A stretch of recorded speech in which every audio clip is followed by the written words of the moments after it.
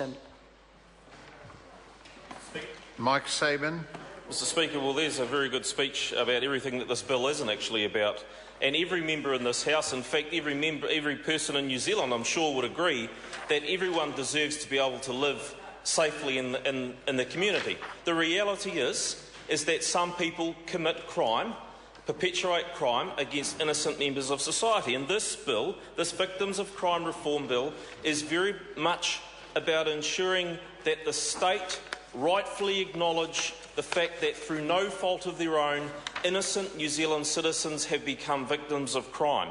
And we often talk about putting victims at the heart of the justice system. Sir, I prefer to think of it as the state acknowledging that those citizens need support because they have been offended upon through no fault of their own by members of society who for some reason, often lost to themselves and others, believe that the rules don't apply to them, sir. And I just want to finish the contribution because this has already been spoken to at length, sir, but one thing that's very important about this particular bill is the way in which it deals with victim impact statements and the ability for a victim of crime to express what that crime has meant to them, what that crime has impacted on, the way it has impacted on their life, and gives them the opportunity in an unedited and forthright manner to be able to demonstrate that to whom they see fit as part of that process, sir. And if we're talking about the state supporting people to move through that very, very difficult passage in their life,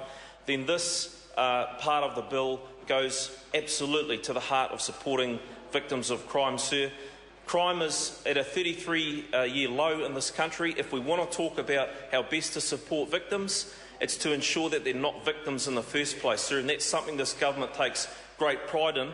And if the Green Party, who stand here and protest so avidly about what this government is doing or not doing, actually took time to support the bills that this government are passing to prevent crime, sir, then maybe it would be lower than 33%, but we know they won't support anything like that because we know they're actually pro-criminal while trying to talk about the fact that they're actually supporting victims. Can't have it both ways, sir. Debate has concluded. The question is that the motion be agreed to. Those of that opinion will say aye. Contrary, no. The ayes have it. Victims of Crime Reform Bill, second reading. This bill is set down for committee stage next sitting day. We call now on Government Order of the Day number 4. Victims' Orders Against Violent Offenders.